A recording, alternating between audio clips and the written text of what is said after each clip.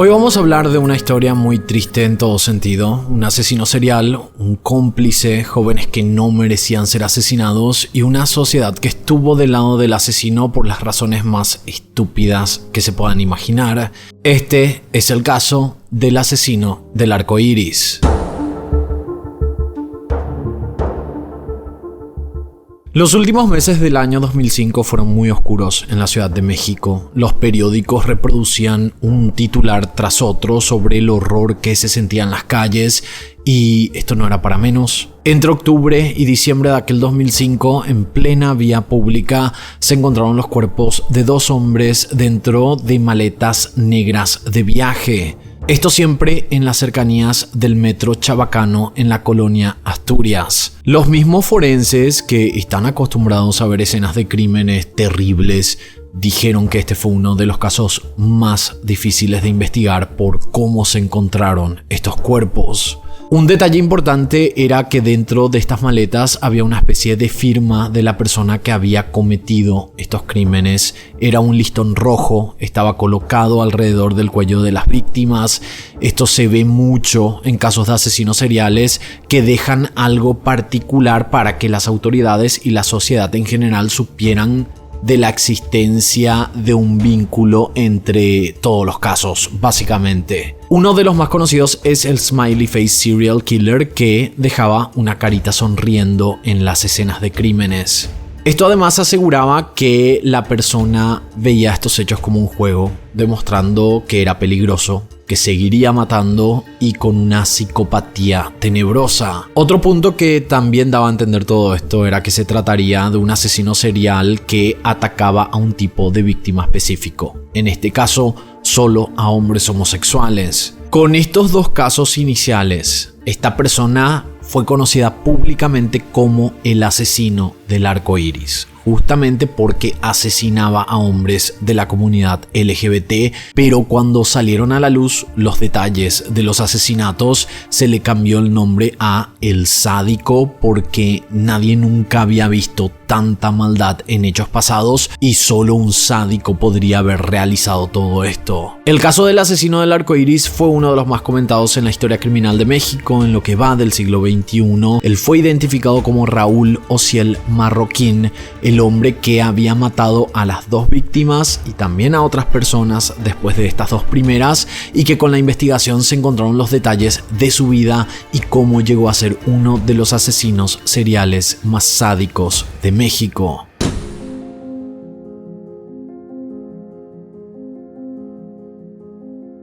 Raúl Ociel Marroquín nació en Tampico, Tamaulipas, el 1 de septiembre de 1980. Él cuenta en entrevistas que tuvo una infancia muy normal en una familia numerosa de bajos recursos.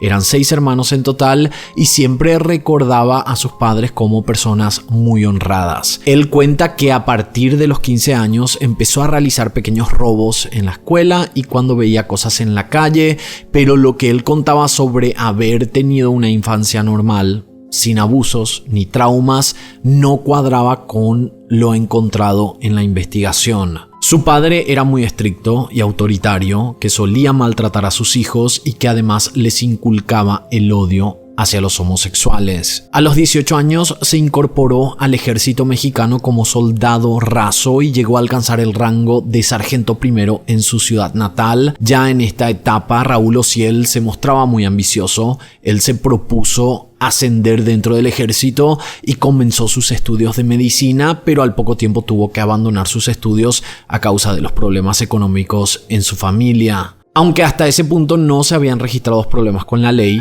en el 2004, cuando él fue dado de baja, regresó a su casa y obtuvo su primer arresto. Él había realizado un atraco, pero las características de este robo fueron los primeros indicios de la agresividad de este hombre. Fue un robo brutal, con mucha violencia. La policía mexicana lo atrapó durante el atraco y fue así que lo condenaron a 14 meses de prisión en Tampico. Luego de haber salido de la cárcel, decidió mudarse a la Ciudad de México, que como gran ciudad del mundo tiene una mayor diversidad, con varios bares gays y hasta un barrio denominado Zona Rosa, y esto es muy normal en las ciudades principales de diferentes países. En Madrid está, por ejemplo, Chueca. Aquí en Washington DC está DuPont Circle, que por mucho tiempo fue denominado como la zona gay, que además no solo hay discotecas y bares, sino que muchos locales comerciales y tiendas que son de propiedad de personas de la comunidad, además que son lugares establecidos socialmente para que los gays se sintieran más cómodos y a salvo. Lo que voy a decir a continuación tiene que ver con la historia. No lo digo con la intención de poner a Raúl Ociel en un pedestal, para nada. Él era un hombre atractivo, alto, de buen físico, y no era sorpresa que encajara en el estereotipo de persona que atraería la atención de hombres y de mujeres. Esto es importante porque muchos asesinos seriales suelen ser atractivos y encantadores. Esto se vio con Jeffrey Dahmer en su momento, él era un hombre atractivo, o Ted Bundy, que además era sofisticado, o el famoso Paul John Knowles, que hasta había recibido el nombre de el asesino Casanovas. Y esto es algo bastante peculiar en muchos asesinos seriales, es como que tienen esa herramienta extra para poder atrapar a sus presas. El 21 de octubre del año 2005, Ociel vivía en un departamento en la colonia Asturias. Muy cerca de allí estaban los límites de la Zona Rosa, un lugar con mucha vida nocturna. Raúl Ociel decidió esa noche salir con un amigo llamado Juan Enrique Madrid Manuel y fueron a un bar gay llamado El Cabaretito Neón. Apenas él llegó, se acercó a la barra y pidió algo de tomar. Al poco tiempo su compañero comenzó a conversar con uno de los jóvenes que estaba junto a la puerta, quien era Juan Carlos Alfaro, de 21 años. Juan Carlos venía de Michoacán y llevaba pocas semanas en la ciudad, por ende no conocía a mucha gente y estaba buscando hacer amigos. Juan Madrid, el amigo de Ociel, mientras estaba hablando con Juan Carlos, le dijo que le esperara un rato, que tenía que decirle algo a su amigo. Juan Madrid se acercó a Raúl Ociel y le dijo que él se iba a quedar un rato más y que lo esperara en el Hotel Amazonas. Raúl Ociel hizo eso. Salió del bar, se fue camino al hotel, mientras Juan Madrid, su amigo, se quedó conversando con el joven. Juan Madrid se quedó hablando un rato más con el chico hasta que le preguntó si quería ir a un lugar más privado, a lo que Juan Carlos respondió que sí. Salieron del bar y se fueron camino al Hotel Amazonas, el mismo donde Ociel había ido unos minutos antes. Ya en el hotel ingresaron a la habitación 619, los dos hombres estaban empezando a besarse, estar un poco más juntitos. Le ofreció una pastilla diciéndole que era una menta, a lo que Juan Carlos sin dudar aceptó y se la metió a la boca. A los pocos minutos Juan Carlos se desvaneció y quedó inconsciente. Un poco después Juan Carlos se despertó, él estaba amarrado a la cama y tenía una cuerda alrededor del cuello.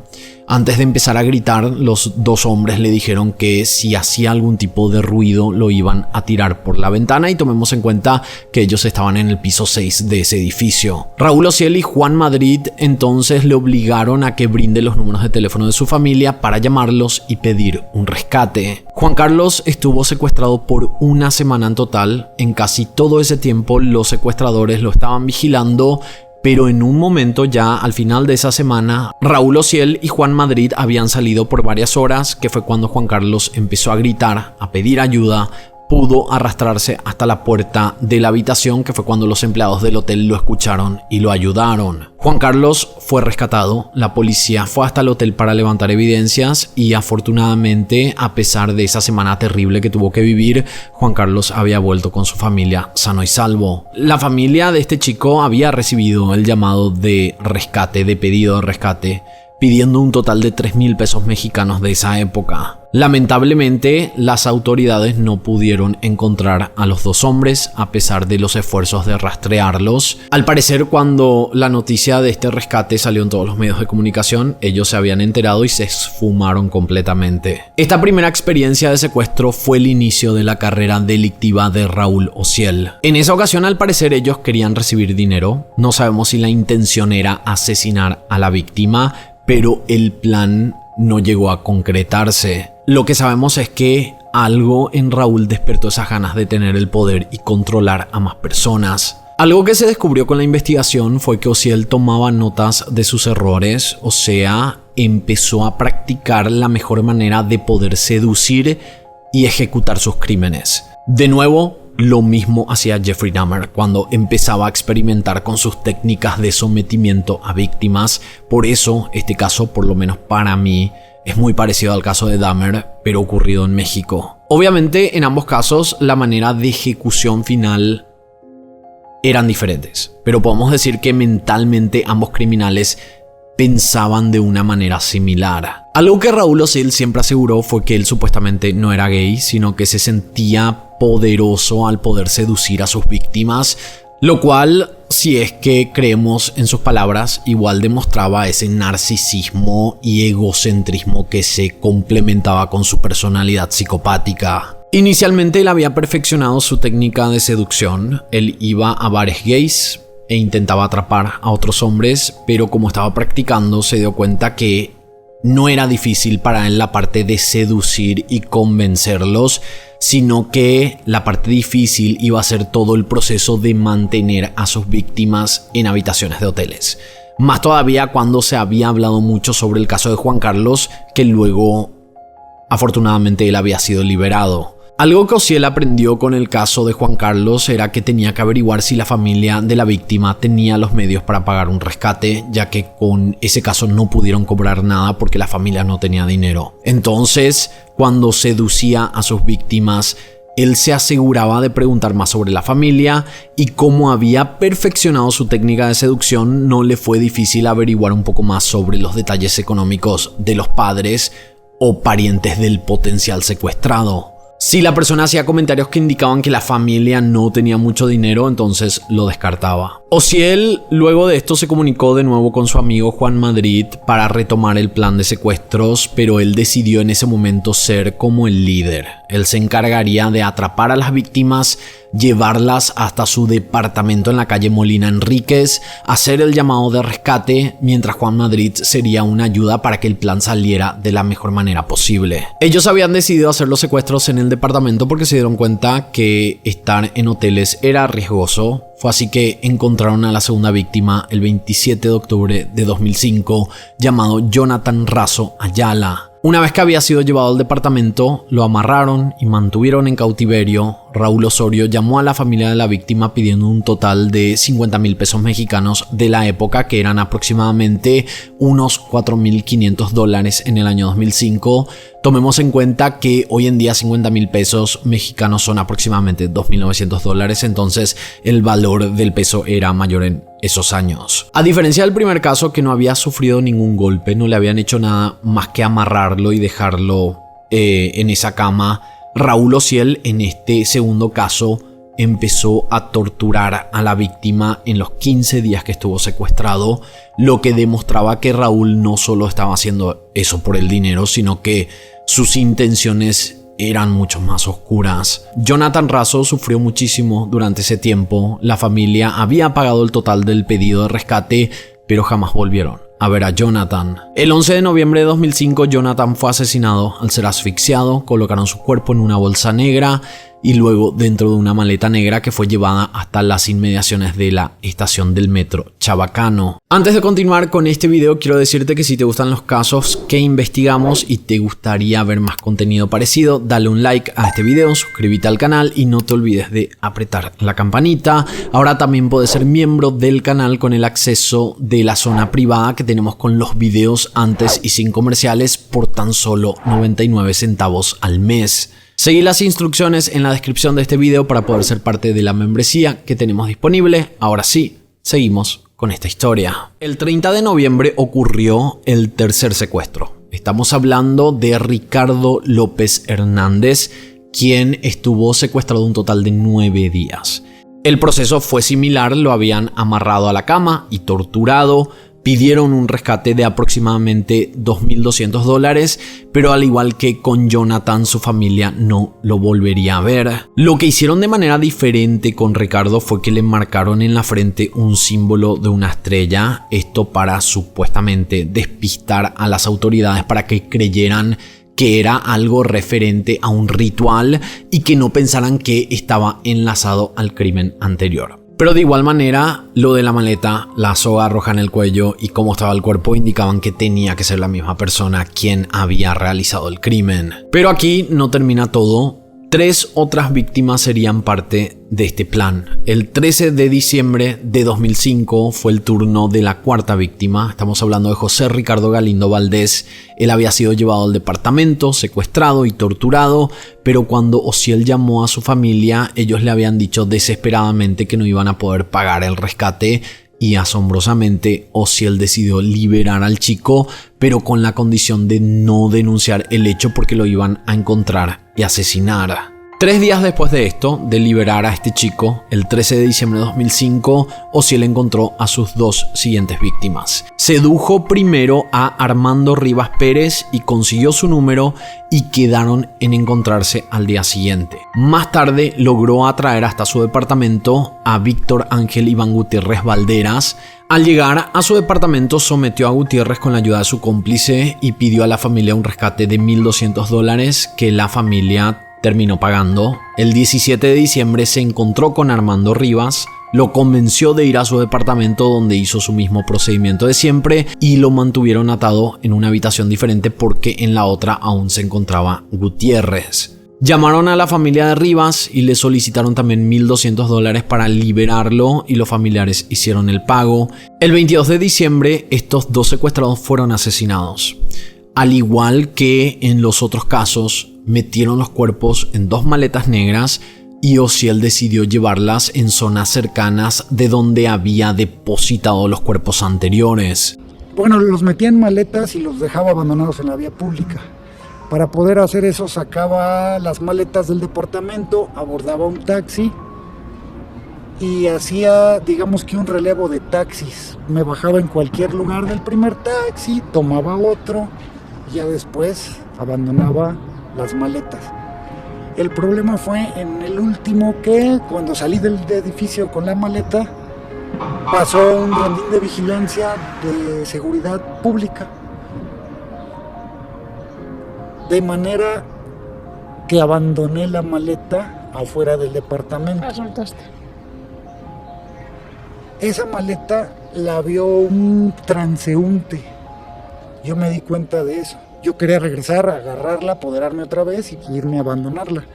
Bueno, ya no se pudo porque este transeúnte que andaba con un perrito corriendo, se puso a revisar ahí, vio el cadáver y vio aviso.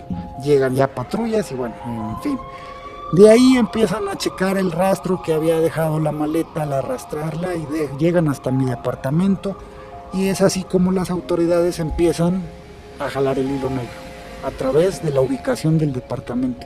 Como esa zona no estaba muy lejos de su departamento, los policías siguieron el rastro de sangre que los llevó exactamente al departamento de Raúl Osiel. Lamentablemente no contaban con una orden de allanamiento, entonces no pudieron ingresar al lugar hasta que 5 días después pudieron ingresar para empezar la investigación. A esa altura ya sabían que en ese departamento vivía Raúl Osiel Marroquín, pero necesitaban confirmar que estuviera involucrado para poder arrestarlo. En el departamento encontraron todo: una polea que utilizaba para ahorcar a sus víctimas, posesiones de las mismas e incluso carnets de identidad que guardaba como trofeos, así como lo hacía también Jeffrey Dahmer. Todas estas evidencias además ayudaron a identificar a las víctimas y enlazar cada uno de los crímenes. La policía estuvo monitoreando el departamento para ver si alguno de los secuestradores volvía al lugar, hasta que finalmente el 23 de enero del 2006 Raúl Osiel fue al departamento e inmediatamente lo arrestaron. Con tan solo 25 años de edad, fue condenado a 288 años de prisión, convirtiéndose en uno de los asesinos seriales más jóvenes de México. Raúl Osiel, aunque ya estaba preso, no dejó su carrera delictiva. Al parecer, desde la cárcel, él se dedicó a realizar estafas telefónicas, pero según él, en entrevistas recientes, dijo que ya no hacía esto. Es importante mencionar que cuando Raúl recién fue detenido no demostró remordimiento. De hecho, llegó a decir que si algún día sale a prisión lo volvería a hacer. Probablemente una de las situaciones más desagradables de este hombre era que justificaba sus asesinatos diciendo que sus víctimas supuestamente tenían VIH, cosa que él lo dijo públicamente pero que no era verdad. Esto nunca se pudo comprobar. De hecho, Ahora que estoy detenido tengo información de que una de mis víctimas era portador del VIH. En cierta manera evité la propagación de ese virus. A estas alturas considero que en cierta manera hasta le hacía un bien a la sociedad. Y aunque es una excusa barata, pensar que estaba ayudando a no propagar el virus demuestra la ignorancia de este tipo. Y también el estigma que existe alrededor de esta enfermedad, lo cual lo hace inclusive más patético. Juan Enrique Manuel Madrid, el cómplice, se dio a la fuga y jamás fue encontrado, que es lo único que falta para que los familiares de las víctimas tengan un cierre. Juan Enrique Manuel Madrid puede estar en cualquier parte del mundo, puede estar viviendo dentro de México con una identidad falsa, pero también se sospecha que pudo haber viajado a algún país cercano donde estaría viviendo de manera anónima. Si ven a este hombre que ven en pantalla o piensan que podría ser alguien que conocen o vieron en algún lugar, no duden de comunicarse con las autoridades de su país para ayudar a que este caso al fin tenga un cierre digno. Por mucho tiempo hubo especulaciones entre estos dos hombres que secuestraron a chicos, torturaron y los asesinaron en Ciudad de México, pero la verdad es que no sabemos con exactitud si hubo algún tipo de relación cercana entre ellos dos. Raúl por lo menos siempre lo niega, pero el inicio de esta serie de crímenes es extraño y da a entender que quizás había algo más ahí y que no era completamente por el dinero. Hoy Raúl Ociel Mallorquín tiene 42 años y se encuentra tras las rejas en la zona Diamante, el módulo de más alta seguridad en el sistema penitenciario no federal de la Ciudad de México, ubicado dentro del penal de Santa Marta, Acatitla. Una activista mexicana conocida como Saskia Niño de Rivera hizo una entrevista magistral a Raúl en el año 2022. Ella es cofundadora de una fundación que ayuda a la reinserción y reformación de personas privadas de su libertad. En la entrevista se lo ve a Raúl bastante diferente, muy distinto de cómo lo habíamos visto en el año de su detención. Con quien me da mucha vergüenza más y por quien más me duele es por las familias, por las mamás, por los papás, por los hermanos. Porque las víctimas ciertamente sufrieron.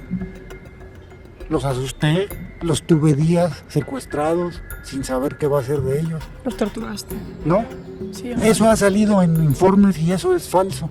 Yo jamás les toqué un cabello, nadie nunca les tocó. Platicado que los amarrabas y luego los llegaste a colgar también.